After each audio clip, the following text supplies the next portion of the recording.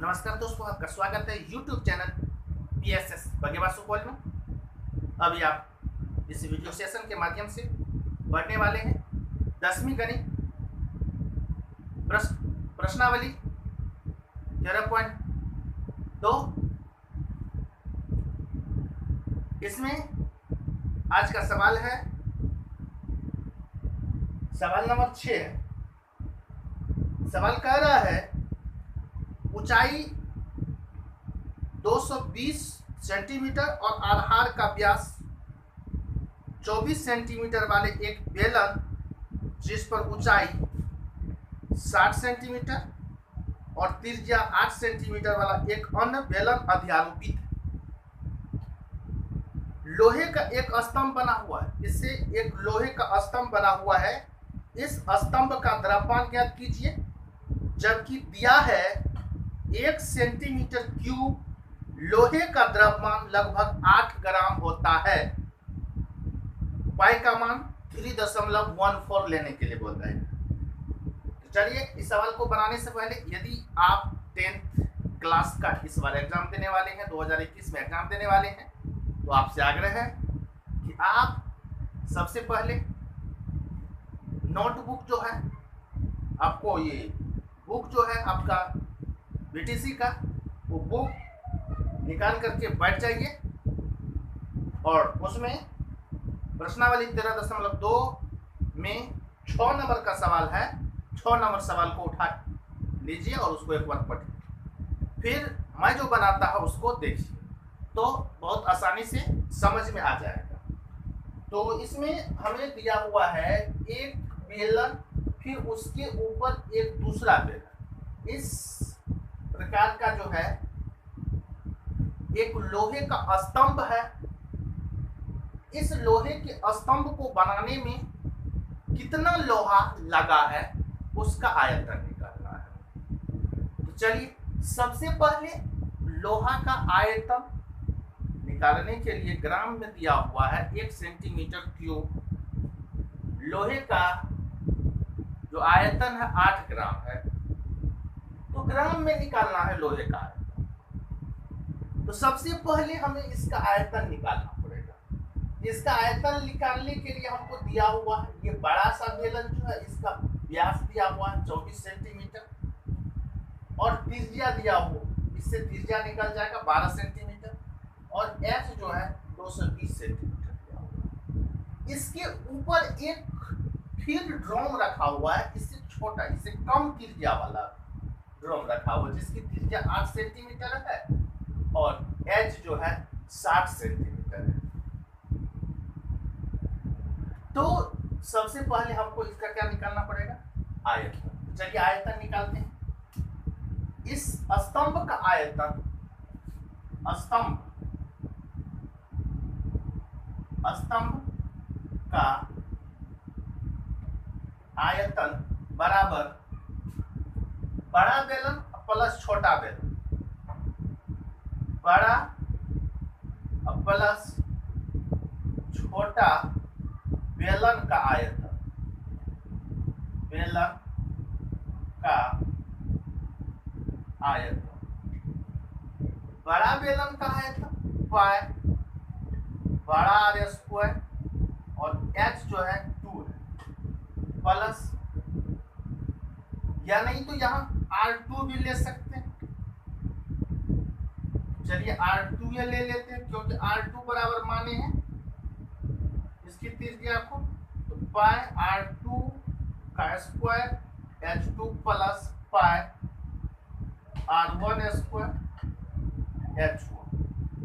यहाँ से कॉमन लेंगे, पाई कॉमन आ जाएगा, यहाँ इसे बचेगा R2 का स्क्वायर H2 प्लस R1 का स्क्वायर H1। कोष्ठ को बंद कर देंगे, इसका मान रखेंगे 3.14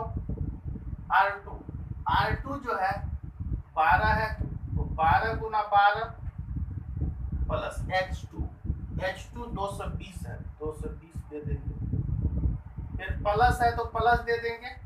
फिर R1 कितना हो जाएगा देखिए, यहाँ R1 दिया हुआ 8, 8 गुनी 8 गुनी H1 जो है 60 है, तो दे देंगे 60।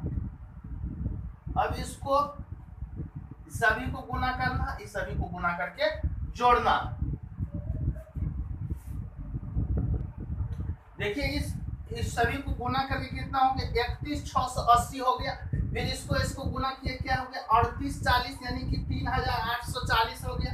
ये दोनों को यदि जोड़ते हैं तो कितना हो जाएगा, 35,520। 35,520 को फिर क्या किए, इसमें अगर गुना करेंगे तो हो जाएगा 11,000, ये कह दें सैकड़ा हजार 10,000 लाख, मतलब 1,11,532.8 सेंटीमीटर क्यूब। ये आपको निकल गया इस लोहे के स्तंभ का आयतन। अब आपको निकालना है, चूंकि 1 सेंटीमीटर क्यूब लोहे का आयतन कितना होता है, लोहे का आयतन 1 सेंटीमीटर क्यूब लोहे का आयतन जो 8 ग्राम होता है। तो अब इतना लोहे का आयतन कितना होगा,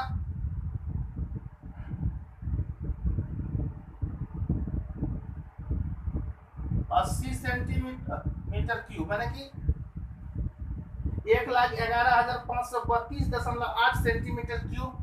लोहे का आयतन बराबर 8 गुना 1,11,532.8 ग्राम हो जाएगा। इसको क्या करेंगे, फिर गुना कर देंगे।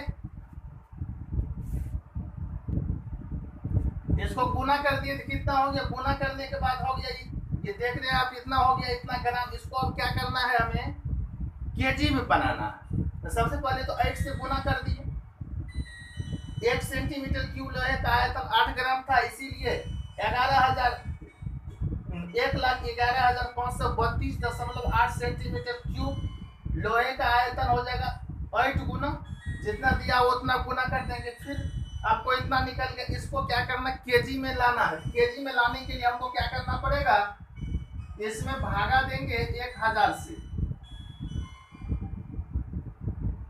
सबसे पहले जो है इस दशमलव को हटाने के लिए 10 से भागा देना पड़ेगा, और इसको केजी में बनाने के लिए हमको 1000 से भागा देना पड़ेगा। तो अब ये हो जाएगा 89262.4 बट्टा 1 पर जो है 4 को 0 हो गया।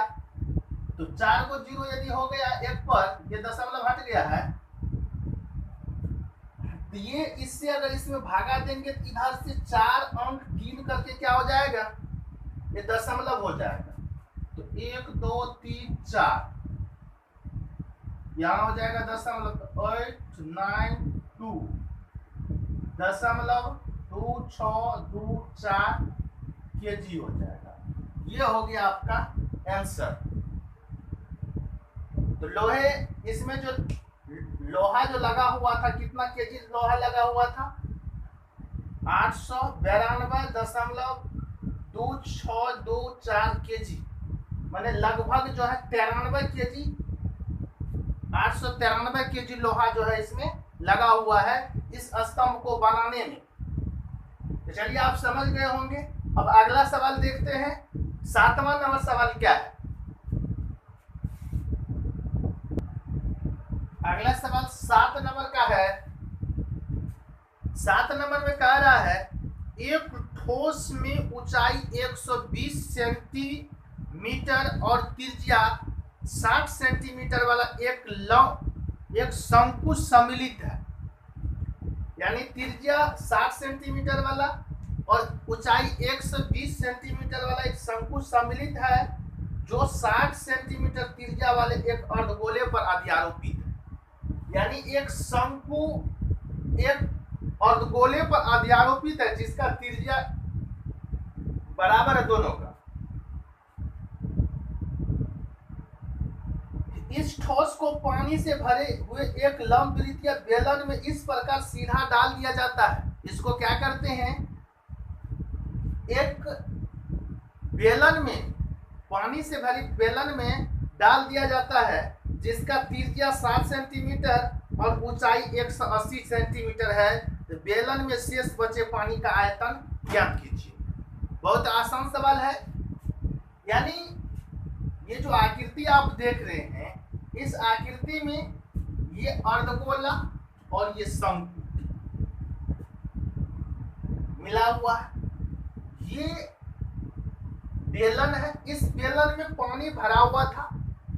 उस पानी में क्या किया, ये जो आकृति आप देख रहे हैं खिलौने के आकार का, इस आकृति जिसमें शंकु और अर्धगोला, उसको उस बेलन में, पानी से भरी बेलन में क्या किया, डुबा दिया। डुबाने के बाद इससे जो पानी बाहर हो गया वो नीचा बह गया।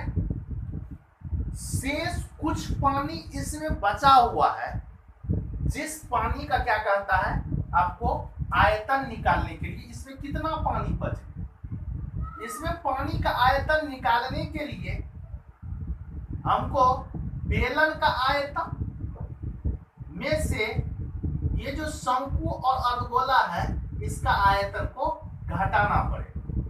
ठीक है, इसके आयतन को घटा देंगे, इसमें कितना पानी बचा इसका आयतन हमें मालूम हो जाएगा। तो चलिए क्या करना है, इसको इसमें सबसे पहले ये जो बेलन है, बेलन का आयतन माइनस अर्धगोला माइनस शंकु का आयतन, तो बचे पानी का आयतन, शेष बचे पानी का आयतन, शेष बचे पानी का आयतन, शेष बचे पानी का आयतन बराबर हो जाएगा बेलन, ये जो बड़ा सा बेलन जिसमें पानी पहले से था उसका, यानी कि बेलन माइनस शंकु, शंकु माइनस अर्धगोला, अर्धगोला का आयतन, का आयतन। तो बेलन का आयतन होता है, यहाँ पे त्रिज्या जो सबके लिए बराबर है, बेलन के लिए भी देखिए, बेलन, अर्धगोला, शंकु की त्रिज्या 60 सेंटीमीटर, यानी कि सभी का त्रिज्या जो दिया हुआ है, यदि आप बुक को देख रहे हैं तो देखिए बुक में सबका त्रिज्या 60 सेंटीमीटर, इसीलिए यहाँ लिखिए बेलन कॉमा अर्धगोला कॉमा शंकु की त्रिज्या 60 सेंटीमीटर।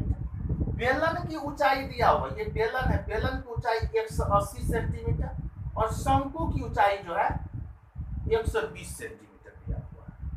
तो बच्चे मतलब इसमें ये जो दे दिए, इसमें पानी से भरी बाल्टी में इसको जो अगर डुबा दिए तो इसमें कितना पानी बचा उसको निकालेंगे, तो बेलन में से दोनों का आयतन को घटा देंगे तो आराम से निकल जाएगा। तो बेलन त्रिज्या सबका बराबर है, ठीक है, समझ गए। तो बेलन का आयतन होता है पाई आर स्क्वायर एच, एच दोनों का अलग अलग है इसीलिए इसके एच को 1 मान लेंगे, आर तो बराबर ही है इसीलिए आर को आर ही रख, माइनस शंकु, शंकु का आयतन 1/3 पाई आर स्क्वायर H2, फिर माइनस अर्धगोला का आयतन क्या हो जाएगा 2/3 पाई आर क्यूब।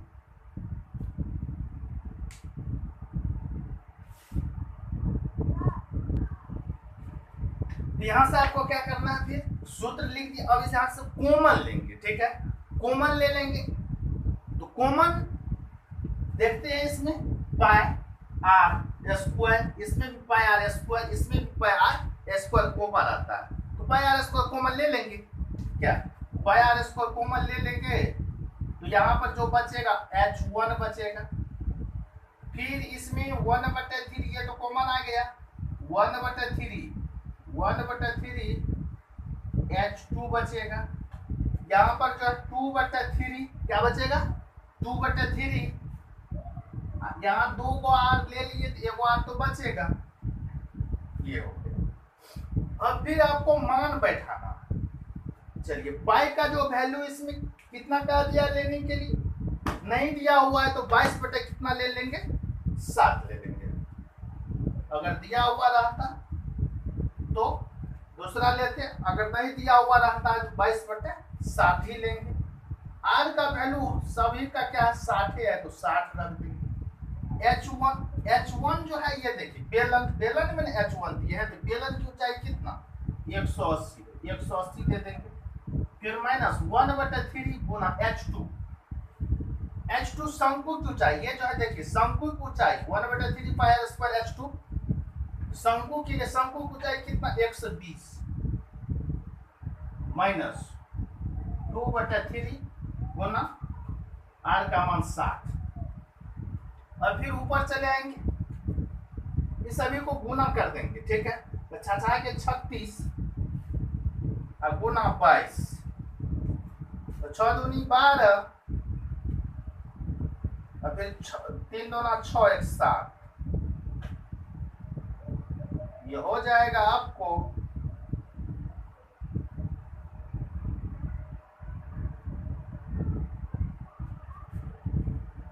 7 9 2 पर 0 2 हो बटे 7। और फिर इस सभी को क्या करेंगे, गुना भागा करके यहाँ पर लिखेंगे।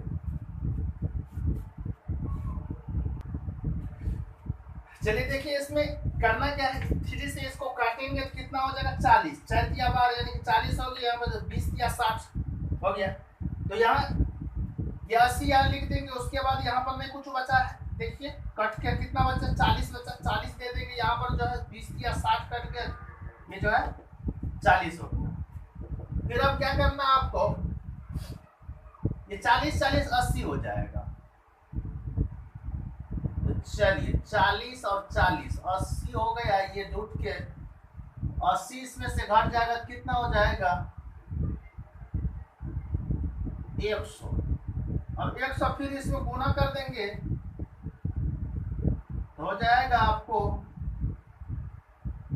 40/7। फिर 7 से इसमें क्या करेंगे, भागा दे देंगे। ये क्या हो गया आपको सेंटीमीटर क्यूब हो गया।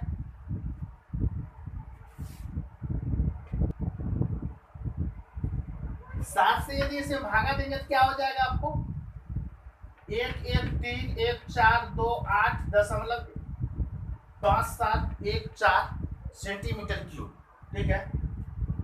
इससे 7 से इसमें यदि भागा आप दीजिएगा इतना सेंटीमीटर क्यूब हो जाएगा। अब इसको हमको अगर सेंटीमीटर में आंसर दिया हुआ रहेगा तो सेंटीमीटर में ही रहने देंगे। यदि इसी में आपको मीटर में दिया हुआ रहेगा आंसर तो फिर जो है 3 को 100 से भागा दे देना है। ये दशमलव जो है घुसक के आ जाएगा 1 2 3 4 4 5 6, यानी कि 1 दशमलव कुछ कुछ हो जाएगा इसका आंसर, यानी कि 1 दशमलव कुछ कुछ, यानी कि इसमें क्या करना है सेंटीमीटर क्यूब, ये भी आंसर आपका हो सकता है।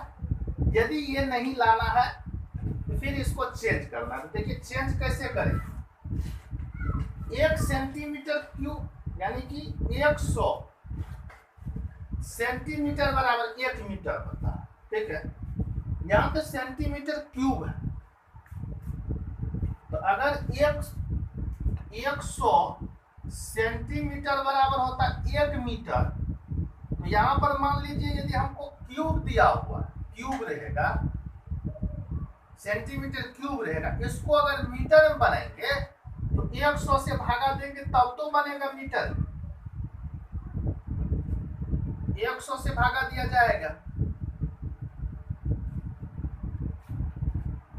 तो इसमें सेंटीमीटर अगर क्यूब है तो क्या करेंगे, यानी कि सेंटीमीटर यहाँ 3 बार आया है, कितने बार आया है 3 बार आया है, सेंटीमीटर गुना सेंटीमीटर गुना सेंटीमीटर। इसीलिए हमको इसको मीटर में लाने के लिए 3 को 100 से भागा देना पड़ेगा। सबसे आसान तरीका है, सेंटीमीटर क्यूब में है, मीटर क्यूब में लाने के लिए 3 को 100 से भागा दे देना है आपको, ठीक है। अब इसमें गिनेंगे कितना जीरो आ गया, 1 2 3 4 5 6 जीरो आ गया। इस दशमलव को यहां से 6 अंक पीछे लाना है आपको। क्या करना है, 6 अंक पीछे लाना है। तो 6 अंक पीछे अगर लाइएगा तो 1 2 3 4 5 6, यानी कि इसका हो जाएगा 1.13, फिर 1 4 डॉट डॉट जहां तक हो सकता है, या नहीं तो 3 अंक तक ले लेंगे, 3 अंक तक ही रहने देते हैं। तो 1.131 मीटर क्यूब हो जाएगा। तो आप यहां समझ गए होंगे करने के लिए। यदि सेंटीमीटर क्यूब रहे, सेंटीमीटर को मीटर में बदलना होता है तो 100 से भाग देते हैं। यदि सेंटीमीटर स्क्वायर को अगर मीटर में बदलना हो तो आपको 2 को 100 से भाग देना है। यदि सेंटीमीटर क्यूब को मीटर में बदलना हो तो क्या करेंगे, 3 को 100 से भगा देंगे, बहुत इजी। और उसके बाद अंक गिन लेंगे, मैंने 0 के ही बार आया है तो 6 बार, 2 बार इसमें, 2 बार इसमें, 2 बार इसमें, 6 बार आया है। तो ये जो दशमलव है इधर घुसकाएंगे 6 अंक और वहां दे देंगे मीटर क्यूब लगा देंगे।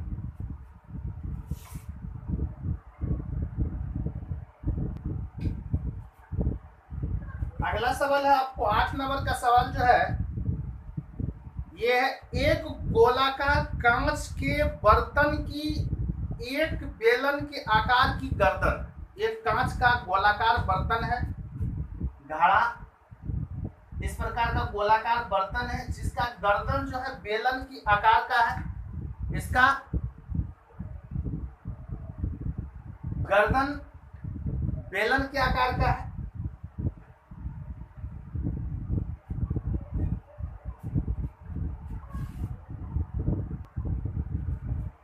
तो ये बेलन क्या है, ये घड़ा का गर्दन है जिसकी ऊंचाई दे दिया 8 सेंटीमीटर और व्यास 2 सेंटीमीटर है, त्रिज्या 1 सेंटीमीटर हो जाएगा।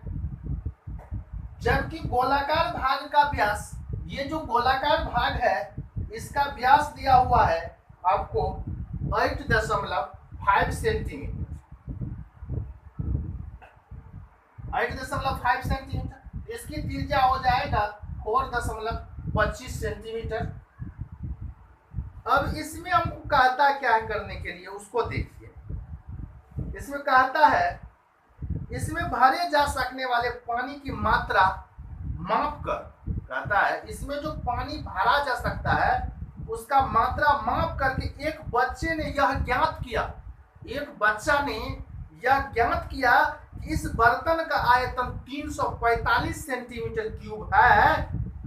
तो आप जांच कीजिए कि उस बच्चे का उत्तर सही है या नहीं है, या यह मानते हुए कि उपरोक्त मापन आंतरिक मापन है और पाई का मान 3.14 लेते हैं।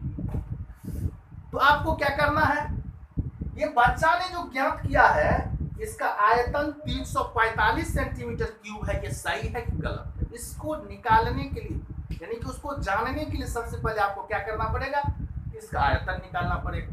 तो चलिए इसका आयतन कैसे निकलेगा, इसमें पूरा लबालब पानी भरने के लिए इसका आयतन जो होगा, गोला का आयतन, जो गोलाकार है, गोलाकार है तो गोलाकार है तो गोला का आयतन प्लस बेलन का है, क्या करेंगे, तो बेलन की ऊंचाई आपको दिया हुआ है, व्यास दिया हुआ है, इससे आप त्रिज्या निकाल लीजिए 1 सेंटीमीटर।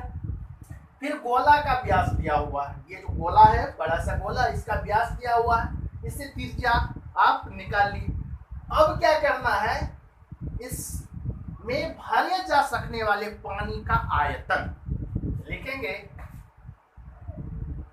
भरे जा सकने वाले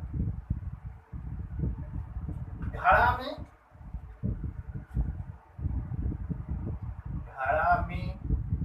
भरे जा सकने वाले, भरे जा सकने वाले पानी का आयतन, इसमें भरे जा सकने वाले पानी का कितना पानी भरा जा सकता है, उसका आयतन निकालने के लिए गोला प्लस बेलन, क्या लिखेंगे, गोला प्लस बेलन का आयतन, गोला प्लस बेलन का आयतन। तो गोला का आयतन देखेंगे, गोला का आयतन क्या होता है, 4/3 पाई। यहाँ पर देखते हैं डी दो जगह आता है, तो एक को छोटा डी, एक को बड़ा डी मान लीजिए, इसको बड़ा आर भी मान लेते, ठीक है, बड़ा बड़ा, ठीक है। तो गोला बड़ा है, इसमें बड़ा आर एस बड़ा आर क्यूब, यानी कि 4/3 पाई, इसका सूत्र होता 4/3 पाई आर क्यूब।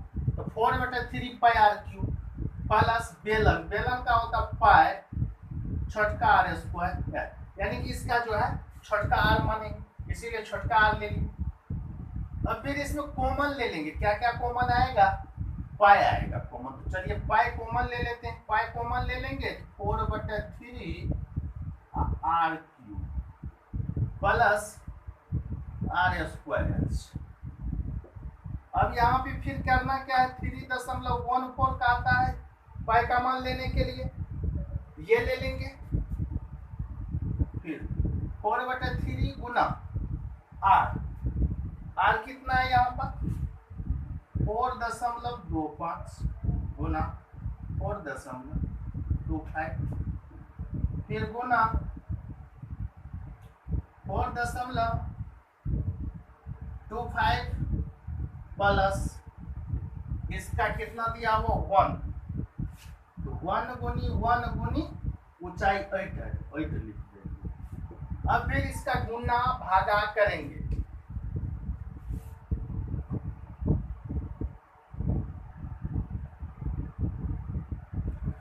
चलिए इसमें क्या करना है आपको, यार दशमलव में है ये, 100 से भागा दे देंगे, दशमलव हट जाएगा, फिर 100 से भागा देंगे, दशमलव हट जाएगा, फिर 100 से यहाँ भागा दे देंगे, दशमलव हट जाएगा, फिर इसको 25 जगह 100, 25 17 में कट जाएगा, इसको सभी को काट देंगे।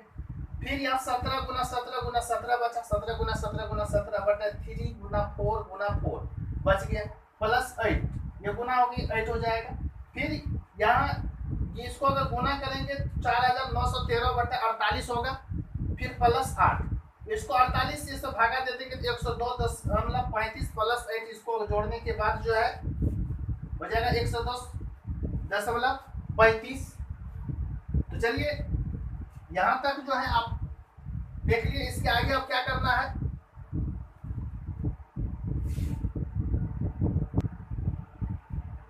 यहाँ जब इसको जोड़ देते हैं क्या हो जाता है 110.35, यानी कि 3.14 गुना 110.35, दोनों को फिर क्या करेंगे, गुना कर देंगे, गुना करने के बाद 346.429 होगा, 346.429, ये जो है बच्चा द्वारा जो दिया गया था उसके बराबर थे। बच्चा ने क्या बोले थे, बच्चा बोले थे कि इसका आयतन 345 है, लेकिन यहाँ 346.429 है, लगभग में बच्चा भी क्या किया, बराबर कुछ का जो है गलती किया, लेकिन लगभग में उसका भी सही था, लेकिन वो पूरा सही नहीं है।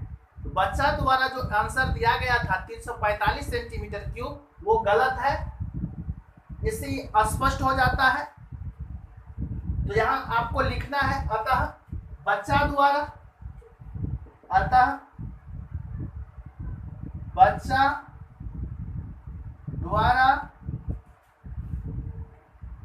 बोला गया आंसर, बोला गया उत्तर गलत है। बच्चा जो आंसर बोला था वो क्या है, गलत है। तो आप समझ गए होंगे कि ये किस तरह से निकला है। तो घड़ा में भरे जा सकने वाले पानी का आयतन निकाल लिए।